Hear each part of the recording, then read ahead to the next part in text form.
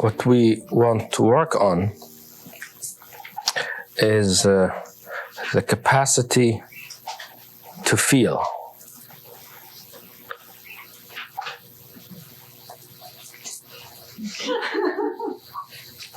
I don't mean just the usual to feel.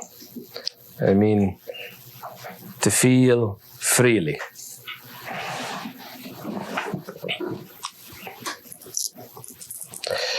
Means that the heart is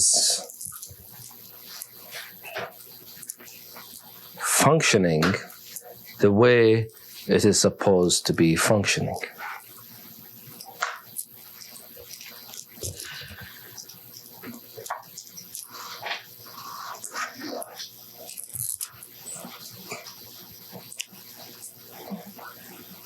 Now, for the heart to be functioning the way it is supposed to be functioning, which means to feel.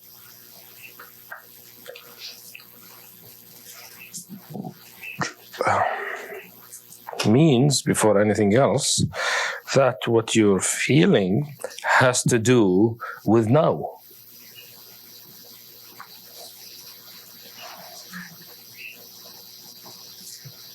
Like you are feeling yourself or feeling the environment at this very moment.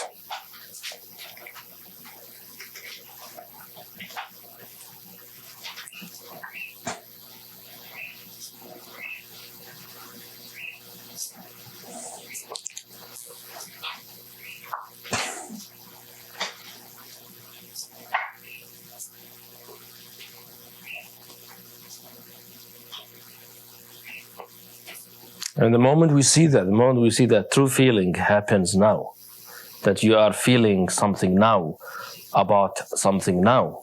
The moment we see that most of the time we really don't feel. That's what we usually do, is react.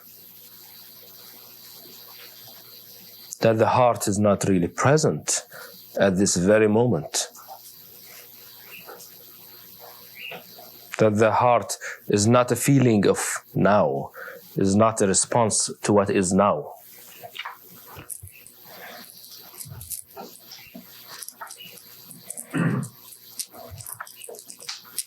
To truly feel, for the heart,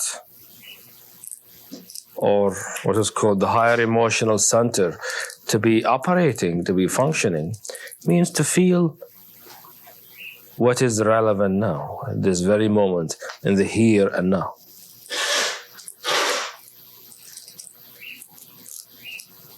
The usual kind of feeling is an emotional reaction.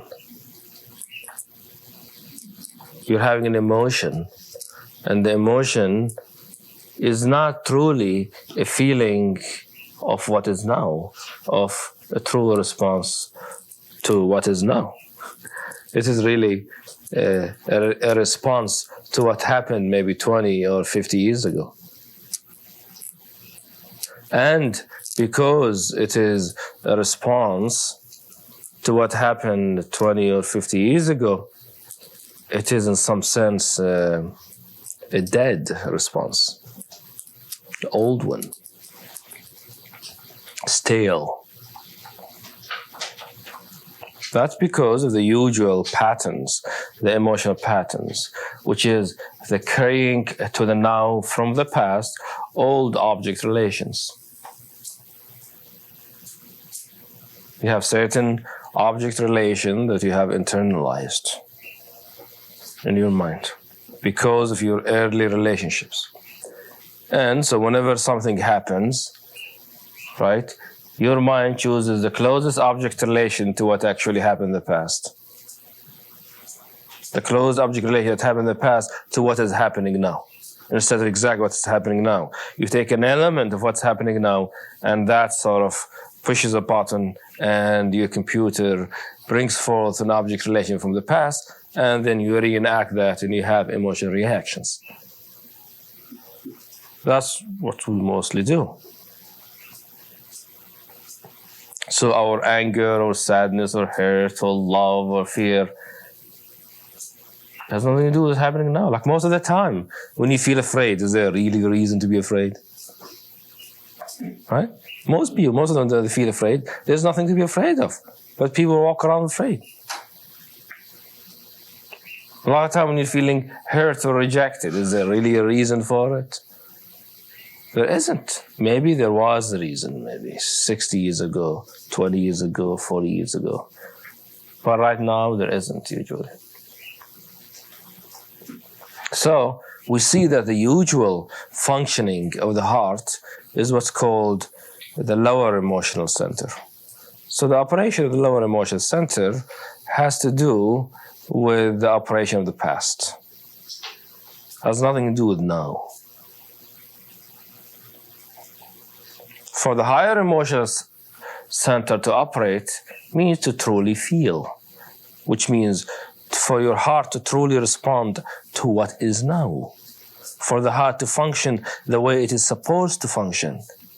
And usually, if we are operating from the lower emotional center, we haven't got the vaguest idea of what it means to truly feel. We really haven't got the vaguest idea. When a person starts really feeling, you realize that it is so different from what you usually think is feeling, that you've been completely in the dark.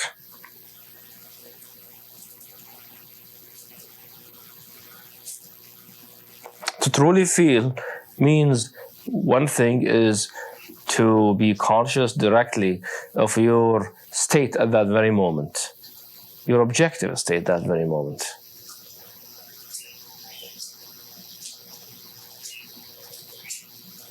Not the emotional reaction that's happening from the past. Most people, when they say, oh, I'm feeling myself now, what do they mean? They mean they're feeling an emotion that's happening from the past. That is not true feeling, and that emotion in some sense doesn't truly exist. It's a replay of a movie. So every time you replay the movie, you say, well, I'm feeling an emotion. Well, is that really feeling an emotion? Is there truly true feeling there? If it is true, how come you feel the same way over and over again at the same situation?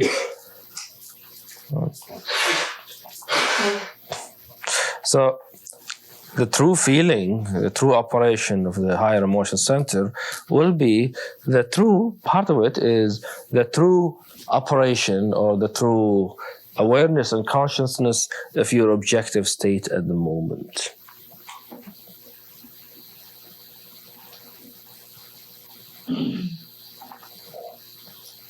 And your objective state at the moment, if you are operating from a real place, if you are in the here and now, if you are not just reacting from what happened in the past, if you are not reenacting older object relations, will have mostly to do with what is happening now. Like now, here and now, is really what matters for the higher emotional center, for the true heart to operate.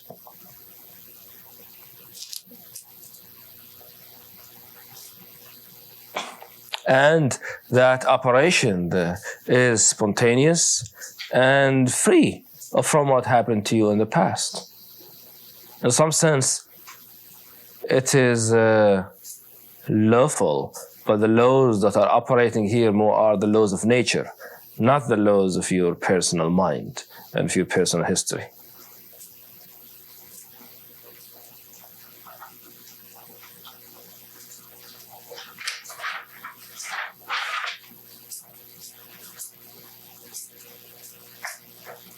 Like the body will be relaxed, the energy will be flowing freely, the way it's supposed to be flowing. The place is supposed to be flowing. There's a sense of aliveness. There's a sense of freshness. There's a sense of beingness here and now. And the emotional center just gives the color, the quality for the situation. It is what gives the situation, in some sense, its sense of aesthetics, a sense of beauty, a sense of appreciation.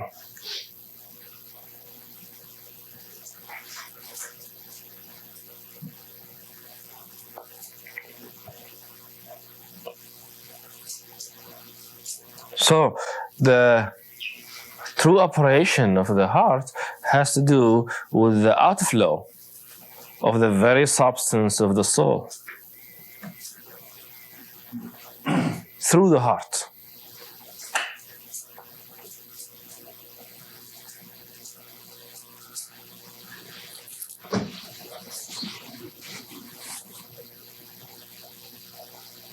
It's like you are flowing through the heart. The heart is then some kind of a channel, some kind of a fountain. But not just that, more than that. At the same time, it's an organ of perception.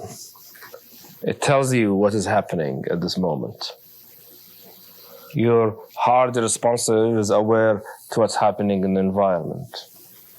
You know the other innately. There is a heart communication that's going on with your environment in some sense. See? But if your heart is operating according to the past, you cannot communicate with the environment.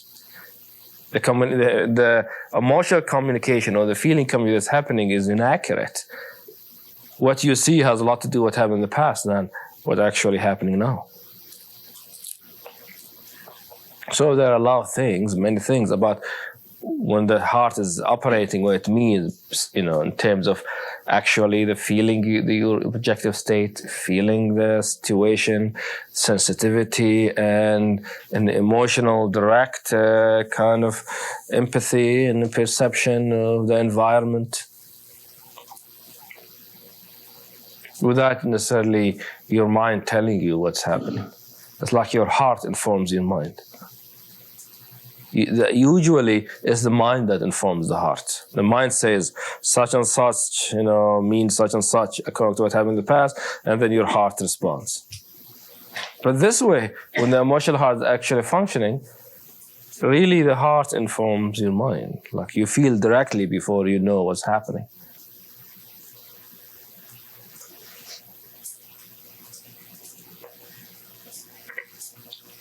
And if that is really happening, there are many things that we could see. First of all, there is an innate or direct sensitivity, perceptivity of the environment. Just like you can feel yourself, you could feel the environment, you could feel the other. So, object relations here, the relationship is directly feeling what is there. Directly relating to the other the way the other is at the moment, not relating to the other according to the projections you put on the other. See? The usual emotional operation is that you project on the other person, say, an image from the past, and then you relate to that image. There is no true relationship here. There is no true contact in some sense. So the emotion, when the true heart is operating, there is true relationship. There is in some sense a direct contact. The contact can manifest in many ways.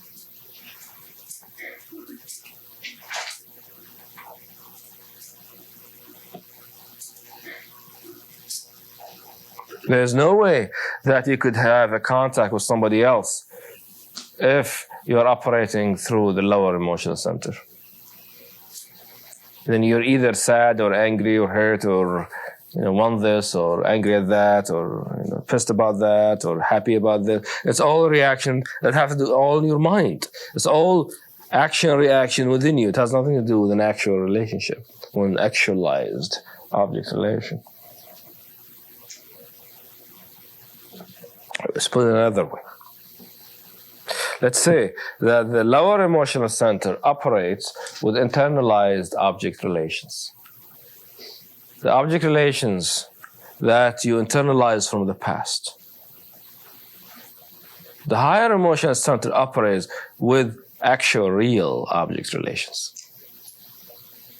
You're actually relating to what is now, what is really the person. Whatever the person is feeling.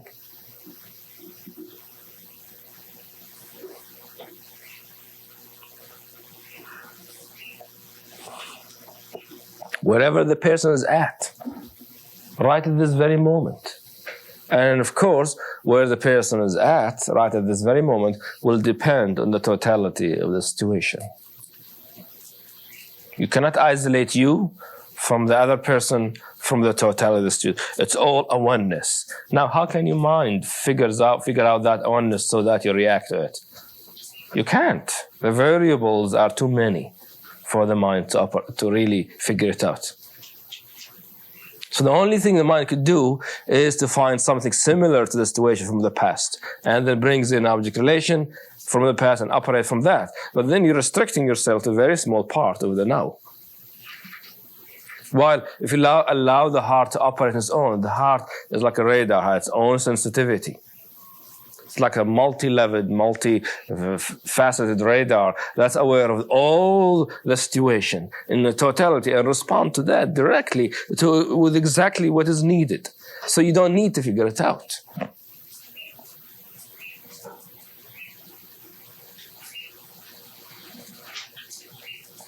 And usually it happens that if that is the mode of operation, if you actually are able to be present and for your heart to be operating smoothly, that the kind of thing that you feel arise have to do more with appreciation of the now than with anything else. It tends to be more and more what we call positive. The feeling will tend to be more of a positive kind, what we call positive. But all it means are the actual true responses of the heart.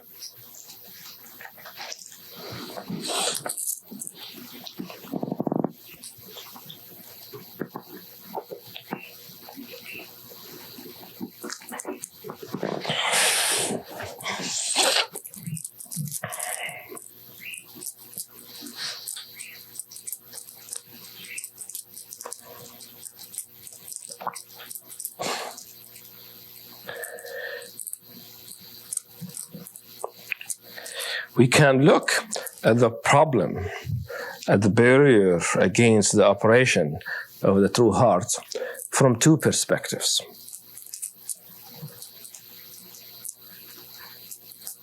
The phenomenological and the psychological.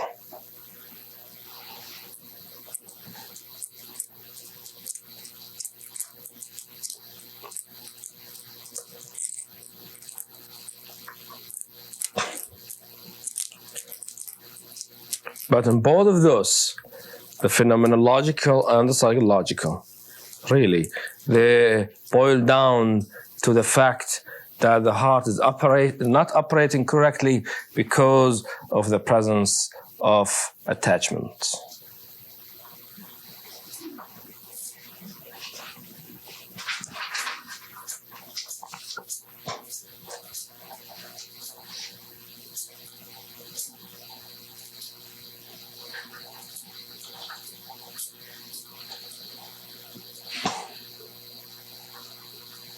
So what is attachment? And what are the roots of attachments? Obviously, attachment means, really, a good way to describe ego in a very fundamental way is that ego is attachment. You realize there is ego whenever there is attachment. Whenever there is attachment, you know there is ego. There is ego means the operation of the true essence is not happening. That you're operating from a place that is not truly you right now.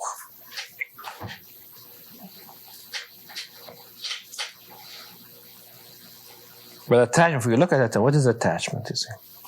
Attachment, one way of seeing it, is that you're hooked, you're addicted to certain things.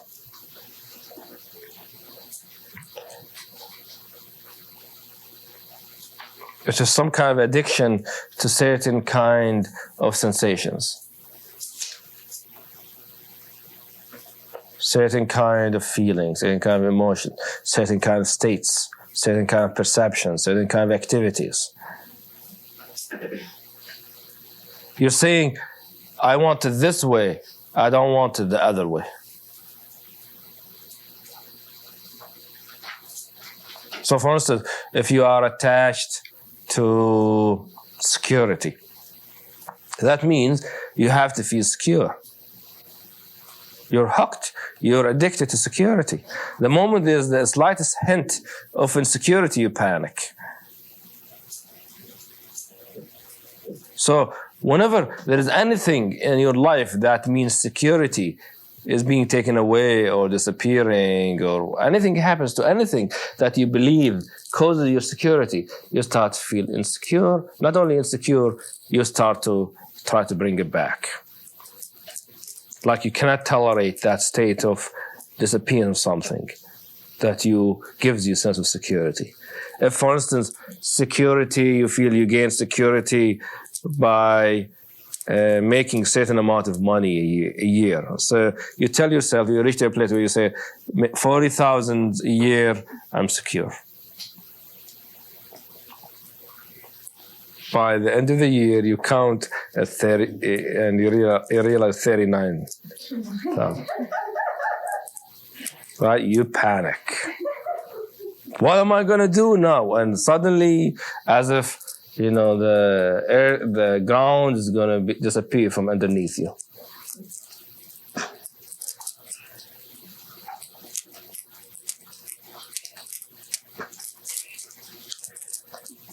Now,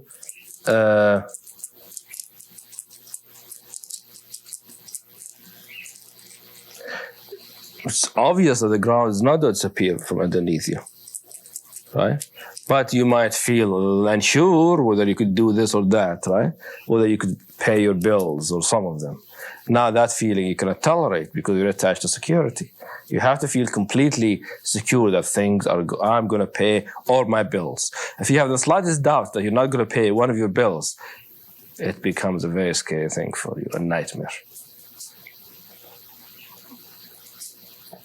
Suppose you're attached to a love relationship. What does that mean? That means you cannot imagine yourself living without it. It means the slightest indication that that love relationship is going to change or disappear, you panic, you feel hurt, you feel sad, you feel helpless, you feel all kinds of things. Angry, and you're going to try to do anything to convince the other person, don't leave. I'll pay you more. Right? I'll buy you a new house. I'll work more. Just stay around. Don't go away. And you feel you can't, like your life, as if your life is going to disappear. Now, these are, I'm talking about dramatizing, the attachment. But attachment means you can't let something go. Everything is sort of important. Everything sort of determines your comfort, your sense of well-being. If you're attached to something, that means you cannot imagine having well-being if you lose that something.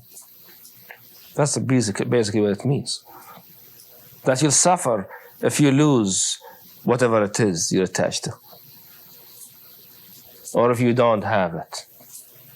So if you're attached to comfort, means the moment you're uncomfortable, you lose your sense of well-being, your sense of balance, your sense of joy and appreciation of life.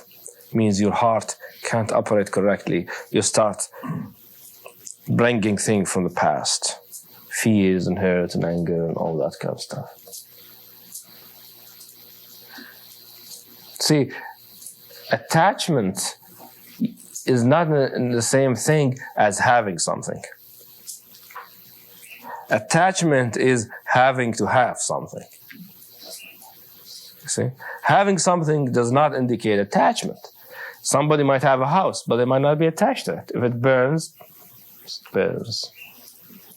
But if you're attached to your house, if the house burns, you start thinking of committing suicide, for instance.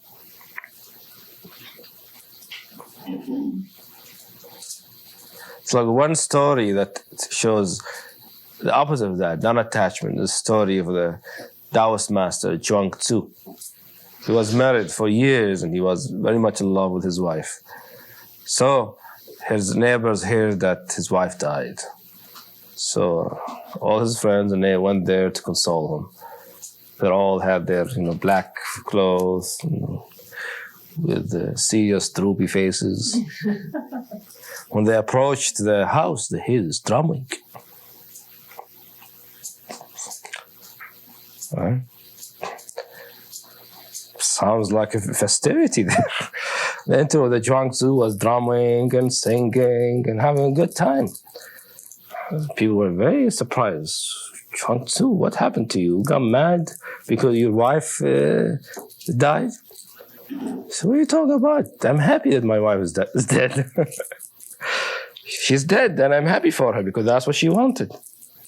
Now, if he had the slightest attachment to his wife, he would have felt sad or angry at her or something like that. He wouldn't feel happy.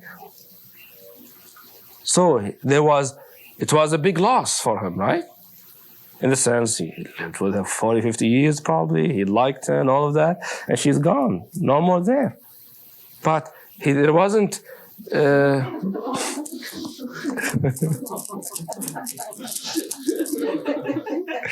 But there wasn't a tentacle holding on to her, you see.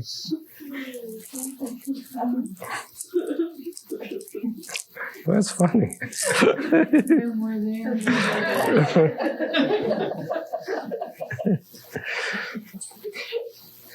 So when she's no more there, it's just like she is there. That's what non-attachment means. If she's there, you're happy because she's there. She's not there, you're happy still the same way.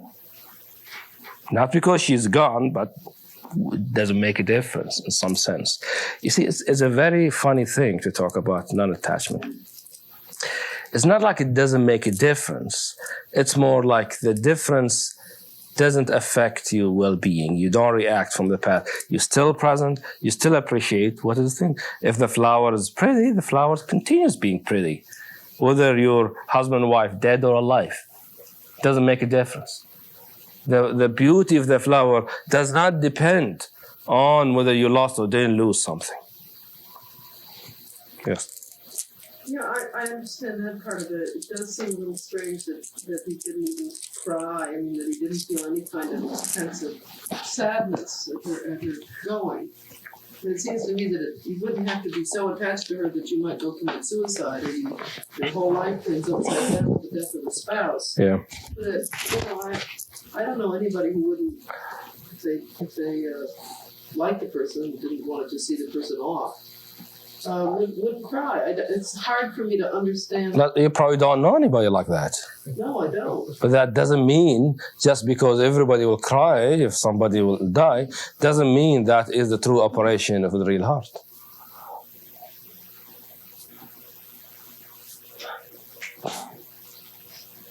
First of all, to cry when somebody dies already means something bad happened. But there is a loss. Why do you think it's a loss? Somebody's dead. Who is it a loss to? Well, I mean, if you felt warm when a person was dead, it's a loss of, warmth with that person in bed and getting up in the morning and laughing together over breakfast. I mean, if it's been a good relationship, it's... Only the loss of the warmth will feel sad only if you still have a need for the warmth, if you're attached to the warmth. That's what I'm trying to say. If you're not attached to the warmth goes, it's fine. It doesn't affect you. Now, it's very hard for us to imagine that. Mm-hmm. You see, because we don't know people like that. Yeah. But that is why, what I'm saying, that is why we keep reacting from the past instead of being to the true nature of things at the present moment. Yeah. Which doesn't ever change. It's like the difference of her loss is only superficial, that in fact who she really is right there. Right. That's another way of seeing it, right? See? First of all, when you say it's loss, that you lost somebody, that indicates a whole world view, a point of view. That is not accurate. But attachment means even more than that, even if you feel something is gone. You see, that's what we don't know about, non-attachment. The non-attachment Nothing's attached to something. There's contact. There's no glue. You're touching, but there's no glue. Sadness is because a glue there is. So when that's gone, we feel sadness. We feel hurt. We feel loss. See? When there's no glue, just contact. Well, contact. Contact, no contact. See? You are still the same. And that's what I'm trying to give a taste of, a flavor of. What's that like? Yeah. What is the heart that is truly non-attached? And what I'm trying to say also, for the heart to operate in a correct way, the heart will have to be at its bottom, non-attached. Because of attachment, what we see in our life are the usual operation of the lower emotional center. What are the operation of the lower emotional center? Anger, resentment, pride, lying and deceit, envy and hatred and attachments and fear and greed and gluttony and all these things. These are the operations of the lower emotional center. And what I'm trying to say, these feelings are there because there is attachment. If you're not attached to money, you won't be greedy about money. If you have it, have it. You don't have it. If you're not attached to money, does not mean you will never have $1 million. You could have $1 million, but if the $1 million goes, it goes. You won't feel that sense. Oh God, terrible.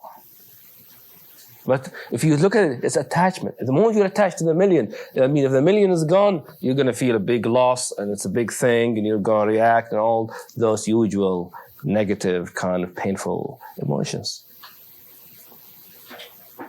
Would you say the same thing if his 5-year-old son, who didn't want to die, presumably died?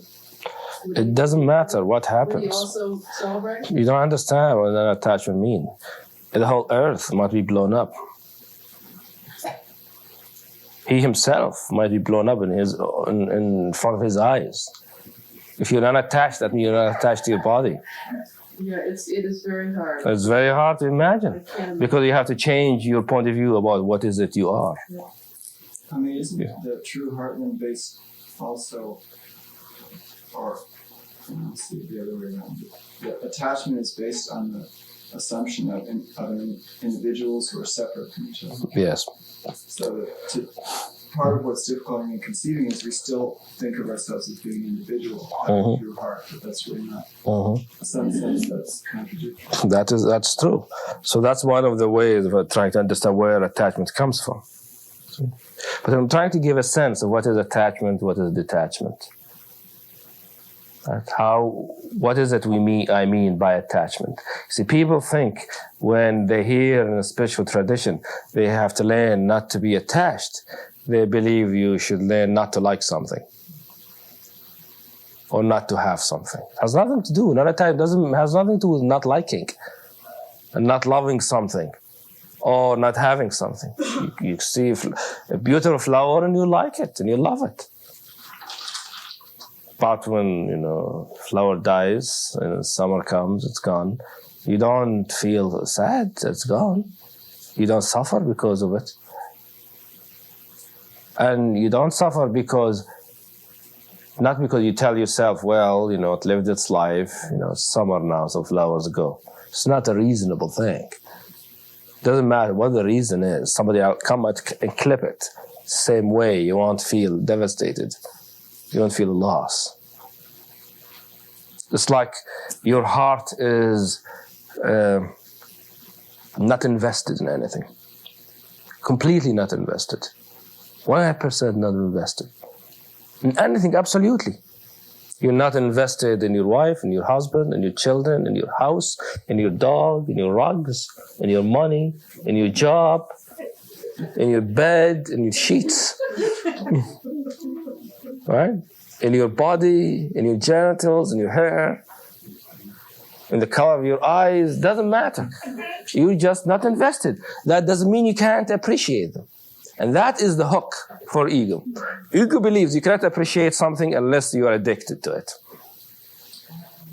You can't like something and love it unless you are attached to it, unless you really feel you have to have it. Well, the truth is just the opposite of that. I mean, just look at it, in object relation, when you are in love with somebody, right? And you really love them and like them.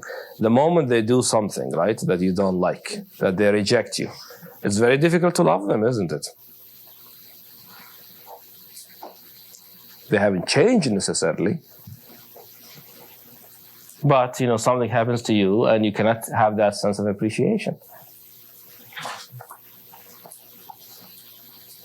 While if you were not attached, you'll continue to feel love, regardless of what happens. The appreciation of the qualities you've liked before, they're there. Suppose you like the person before because they have blue eyes. Well, just because they reject you, their eyes don't turn brown.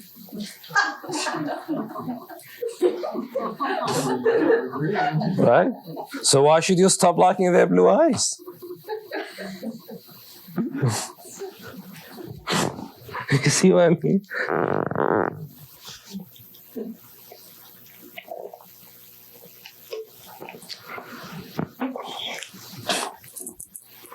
Anyway, so what we're seeing here, attachment is being hooked, being addicted, having to have whatever it is you're attached to. Like, it's painful to do without it. So if you're attached to something, means it's painful, emotionally or whatever, it's painful. Not to do without it, not to have it. So it's very obvious. That means if you're not attached, right, there will be much, much, much less pain, much less suffering. And that is why non-attachment is considered necessary for there to be happiness, for there to be well-being, for there to be no suffering. But everybody looks at it and thinks, well, it's no good. What do you mean not attached? How can I be not attached? That means I can't have the car I like? No, that's not what we're talking about. It's not having the car you like. You can have the car you like.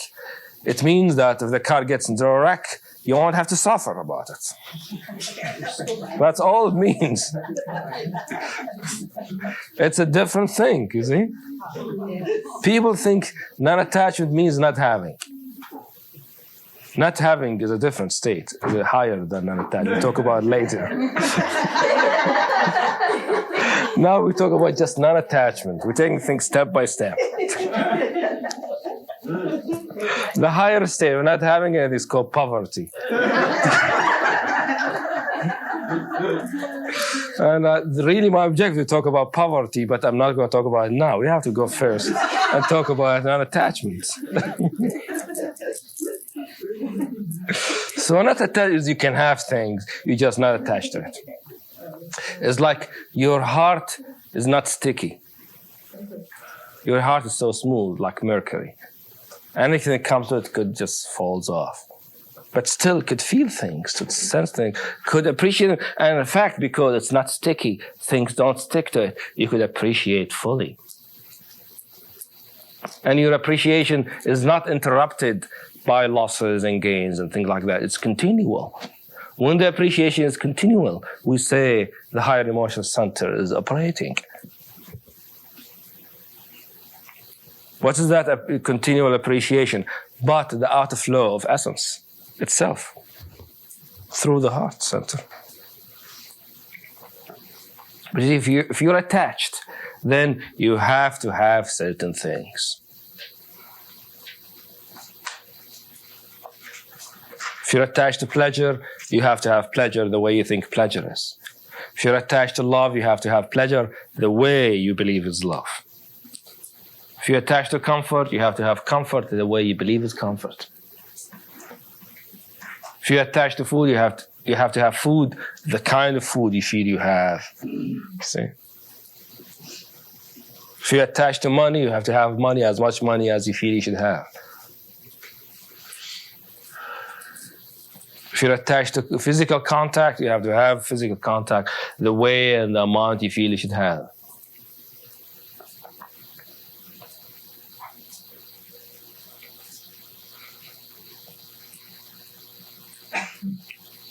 Now, just imagine how many attachments you have.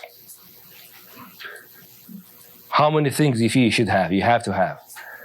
Now, it's rarely ever that you have all of those. Right? What does that mean? You're always miserable. Isn't it obvious? If you count how many attachments you have, how many things you're really attached to, they're by the millions. And it is rarely ever that anybody has all what they're attached to. But attachment means you're going to feel miserable, you feel sad, hurt, angry, whatever, if you don't have it. Because you have to have it's like you're addicted, like in heroin. If you don't have it, it's painful.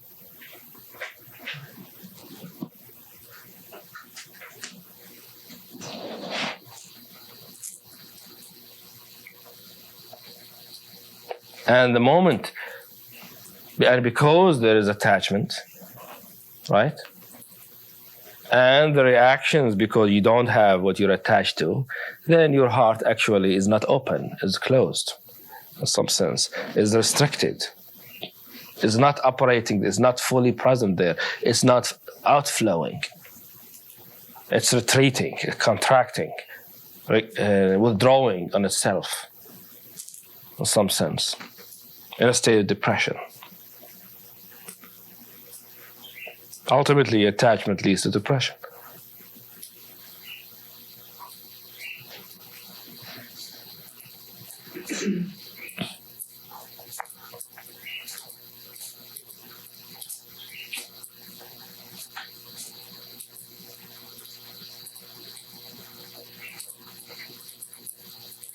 But really the main thing that attachment does is that attachment makes it difficult to appreciate the beauty and the reality that is there in the present. That is really one of the main things that it does. It's very difficult to value, to appreciate the present, the now, what is here now. There's always something good in the present. And the most important thing that is here in the present is your own being, your essence. The true preciousness that is within you, that is within everything. Now, when you're attached and you're full of attachments, and you're identified with your attachment, there's like this thick, heavy veil over that preciousness in you and your environment. You're not seeing, you can't see it, you can't appreciate it, you can't value it. No way. Because you're sad and depressed for not having what you should have. And even if you have it, if you're attached to it, if you're attached to something, that doesn't mean you could actually experience and value the preciousness of the moment. If you're attached, suppose you have a child, a baby, and you're attached to that baby. Just because the baby is there, you have it in your lap, does not mean you can perceive and appreciate the preciousness of the moment. Because that attachment will mean subconsciously, unconsciously, some kind of fear of losing that child, the thing you're attached to. It's not open to possibilities. It's already, your heart is oriented one way. Your heart is oriented to always having that child. There's a readiness to say no to reality.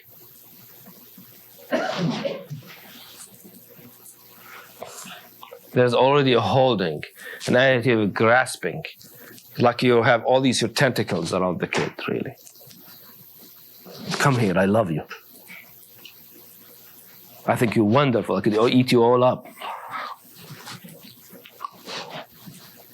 That attitude by itself, which is the attitude of attachment, will really puts a film over your heart. Puts some kind of a barrier against the flow. And you can't even appreciate the child the way the child actually is. And Really, if you look at it, why you're attached to the child is because you are projecting on the child something from your mind, from the past. You're not seeing the child for what it is completely. You're not seeing the true preciousness of the being that is there. If you saw the true preciousness of the being that is there, there's no need for attachment. That's what you'll see. That the preciousness of the being in you, in that child, is really an expression of the universe. Just as you are an expression of the universe. And it doesn't belong to you. It never belongs to you, will never belong to you. It's not yours, it's not your child, it's the child of the universe. And the universe will bring it and take it as it wants to. But if you're holding on,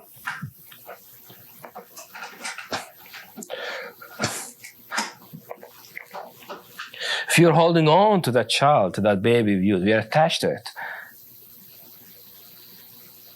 You're not seeing things as they are. You're not seeing that what is the precious on the child, what the child is, what is you, what is the universe, you're not seeing all of that. What you're seeing is some kind of a relationship that you got from your childhood. You're probably taking yourself to be your mother and the child is you. You just reverse object relation. So your attachment to your mother becomes attachment to the child. And then we call that love. The mother or the father love their child. They love it to death, essentially. So you see how attachment doesn't only put a heavy thing on your heart, it puts quite a heavy veil on the other person, on the child. The child can't be itself, you see. So as we see, if we really follow attachment, it will take us to the roots of our personality or ego, to the undigested past.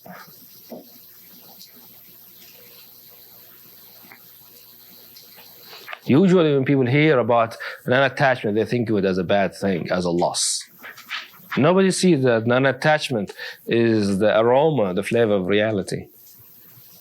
That when true reality is there without your own mind, the flavor that comes out of it, the feeling tone is non-attachment. It's a freshness, like a fresh aroma. It's not like a bottled perfume. No, it's like an aroma of fruit that is still in the tree, that is ripe.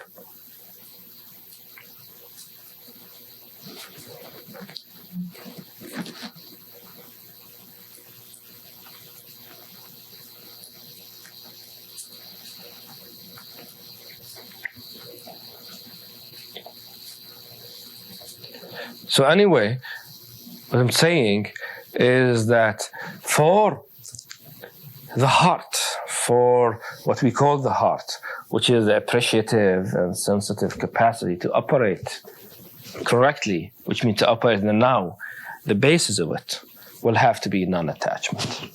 The moment there is an attachment, that is the basis of the heart, then the flow will be restricted. It has to go this way instead of that way. And if you try to restrict it, you can only just bring things from the past. You cannot make it real right now. Your response is not a real, is not a living response, is not a true presence. Because presence, the true response of the heart, which is the outflow of the essence is beingness. It can only exist in the now. It cannot be something that you got from the past.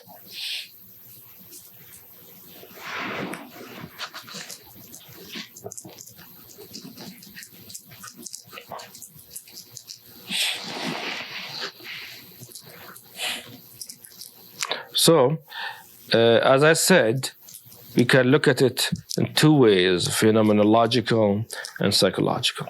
Psychologically, we could trace attachment to a certain manifestation, or we could see it manifesting in a certain obvious way in every day. We could see it in all kinds of ways, and last time we explored some of the attachments and the details of it. Today I want to focus on a core operation of the heart that becomes a deep barrier against non-attachment. That indicates attachment. And that core operation of the heart is a tendency to split object relations.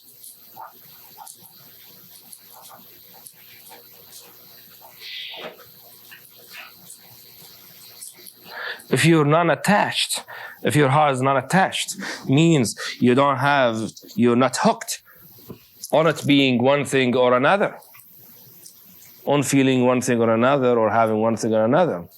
Then you will feel, you will observe, you will perceive the actual relationship that is happening between you and the other, whichever part of the environment is the other. If you're attached, then you don't want to see the relationship as it is, objectively. You want to see it in a certain way. And it happens that the way that the ego is structured is that it splits that relationship into two halves in some sense. So the tendency, you notice with most people, when you are relating, you want the tendency, the deep tendency, not the superficial one, is that you want to see the relationship as all good or all bad.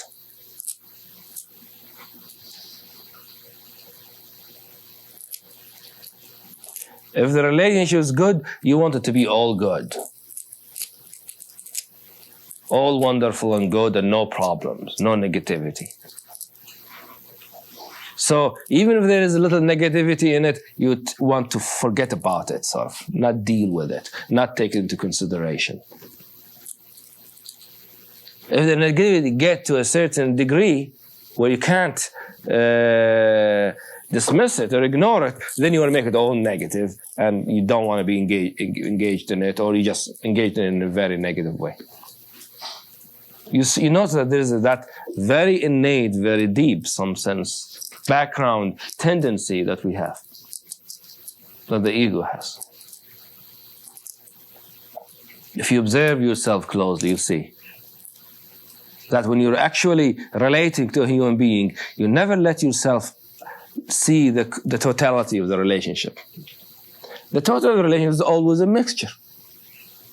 It's very rare that a relationship is all bad or all good. Right? The totality of the relationship, it's with anybody. That's a mixture. There are good things, there's love and joy and happiness and play, but there's usually irritation, a little fear, a little embarrassment, a little whatever, or anger. There's always an interplay of those two things for most people. But we are very uncomfortable to see it that way. Like our mind has a very strong need to be either it's all good or it's all bad. To let it just be what it is objectively is like intolerable for us. We won't let it be that way. So if things get good, you tend to sort of not see the problem, the difficulties. Until they get to a certain degree, then you fight and all of that. But before that, you don't deal with the negativity as it arises. Like, what's wrong with having a positive relationship with somebody? When something negative or painful arises, it's dealt with as it is, as something positive and taken into consideration. And instead of continuing to behave as if it's not there.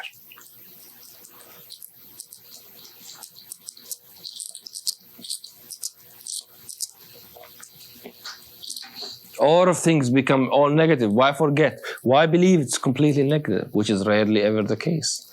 It's very rare that you have a relationship with a human being where it's all truly bad. Where they hate you 100% and you hate them 100%. It's very rare. I'm not saying it's possible. I'm sure it happens sometime. It's a rare thing. Most of our relationships are not like that. So it's not only you tend to see the other person as all good or bad, or you tend to see yourself as all good or bad. The relationship itself is split. I'm not talking about splitting of your self-image or with the other person. I'm talking about splitting of the relationship itself. Like we have to have two channels for the relationship. The good one and the bad one. I'm now the good relationship, now it's the bad relationship. But the relationship is, well, the true relationship is what's actually happening now. But if you look at it, when it's all good, when it's all bad, when when it's good, you're hoping it will be all good. When it's bad, and you're so wanting it to be all bad, that can only be a manifestation of an old and internalized object. It can only be mental. It can't be what's happening there. So every time the relationship is all good or all bad, you can be sure it's a mental relationship. It's not actually what's happening.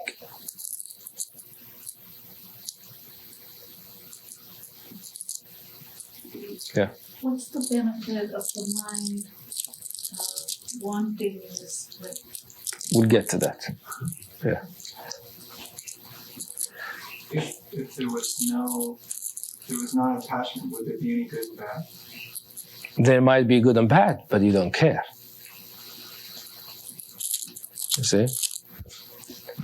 The good and bad, you'll see them happening at a certain level, but there is a level that is deeper than where that doesn't apply. But the idea here in attachment is not like non-attachment, you see. Non-attachment is a tricky thing. It's a very subtle thing. It is an interface, the connecting link between non-conceptuality, which is there is no good and bad, and conceptuality, where there is good and bad. It is the operation of the non-conceptuality in the world of concepts. That is the non-attached heart. See? If you are completely in a non-conceptual way, which means you're beyond the world, you can't say there's good and bad. There is no sense of attachment or non-attachment. All of them don't make sense. But if your reality is non-conceptual, if you're allowing yourself to be who you are without defining yourself through your mind, then the operation of that in the world differentiation and concept will be seen as non-attachment. Because you know at a deeper level, they are not real things, the differences. That is the true origin of non-attachment, is non-conceptuality. See? But its appearance, as we see it in the world, is that we can only talk about non-attachment if there are categories you could be attached to. So it's the operation of the non-conceptual truth in the world of concept, in the world of differences. That is really the true perception of what non-attachment is. However, you see, the usual mind operates from a different place, from world of concepts, and concepts as ultimate. So differentiation and differences are ultimate, and because they are ultimate, then there is this attachment to what's called good. You want the good and you don't want the bad, which manifests into a relationship with people. We're talking about the heart, right? Which mostly has to do with relating. It operates or manifests as a splitting, a channeling of those relationships to two kinds. All good or all bad, in a very sort of absolute way. While relationships are never, or almost never like that.